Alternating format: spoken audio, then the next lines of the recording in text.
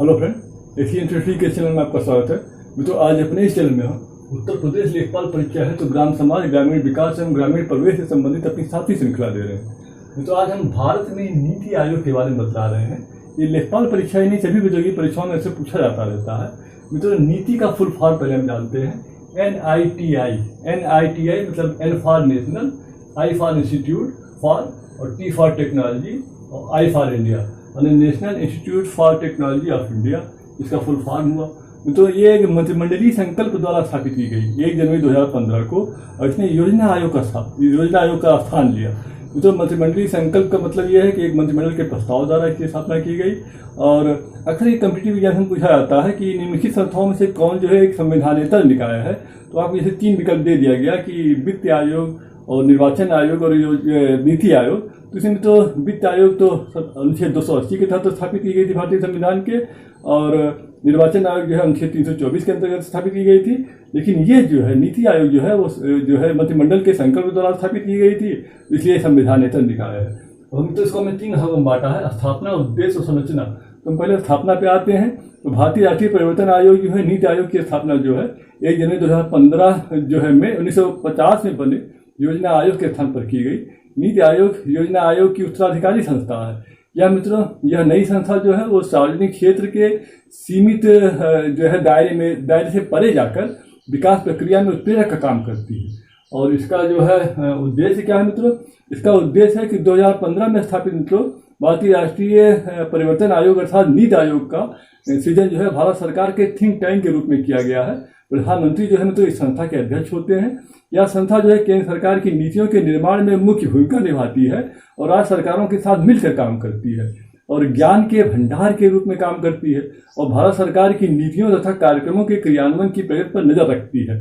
तो यह संस्था जो है वो केंद्र व राज्य सरकारों के सभी क्षेत्रों में नीतिगत तत्वों पर जो है रणनीतिगत और तकनीकी सलाह देने का काम करती है। इनमें आर्थिक मोर्चे पर राष्ट्रीय और अंतर्राष्ट्रीय जो है महत्व के मामले और देश के अंदर और देश के बाहर माने विदेशों को जो है वो सर्वश्रेष्ठ पद्धतियों का प्रसार और नए नीतिगत विचारों और समस्या आधारित विशिष्ट सहयोग का अनुपालन शामिल है।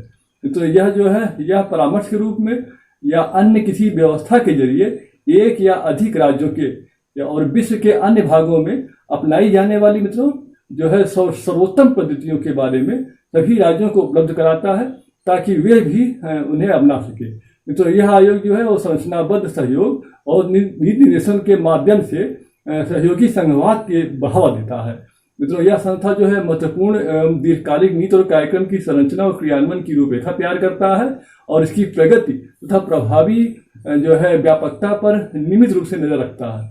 मित्रों, यह जो है निगरानी और फीडबैक से सीखे सबक का उपयोग जो है यह संस्था नवाचारी जो है सुधार के लिए करती है और नीतियों कार्यक्रमों को क्रियान्वयन के बीच में भी सुधार किए जाते हैं।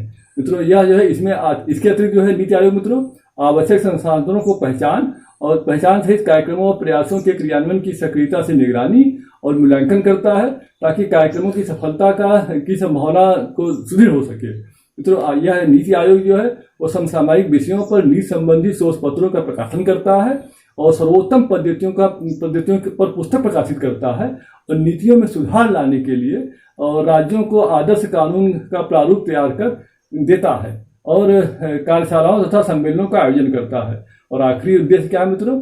दिशा और नीति संबंधी जानकारी प्रदान करने के लिए सुशासन पर शोध के आधार के रूप में काम करता है और यह अनुसंधान संबंधित पक्षों को उपलब्ध कराता है। अब हम इसकी संरचना पे आते हैं मित्रों।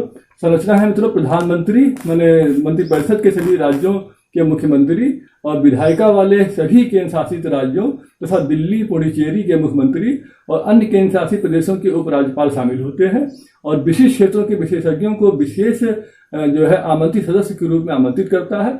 इन्हें प्रधानमंत्री जी द्वारा मनोनीत किया जाता है। तो अध्यक्ष के रूप में प्रधानमंत्री के अलावा जो है पूर्णकालिक जो है कुछ सदस्य भी होते हैं और कुछ अंशकालिक सदस्य होते हैं।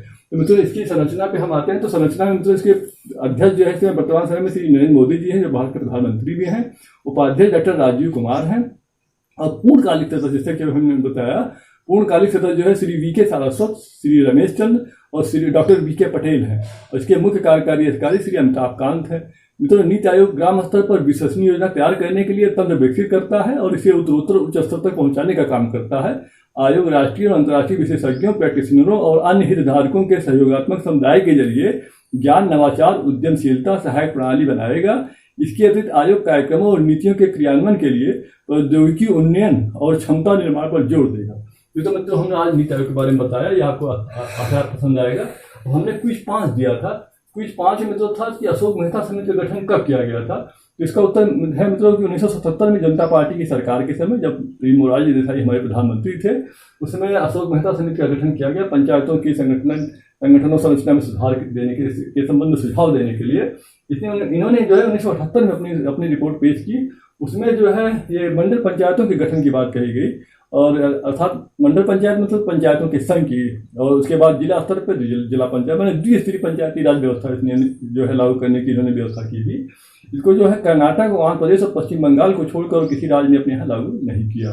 आज हम दे रहे हैं क्विज 6, ये मिड डे मील योजना उत्तर प्रदेश में कब लागू हुई। इसका उत्तर हम अपनी 8वीं श्रृंखला में देंगे, उत्तर प्रदेश लेखपाल परीक्षा के ग्राम समाज, ग्रामीण विकास एवं ग्रामीण परिवेश में।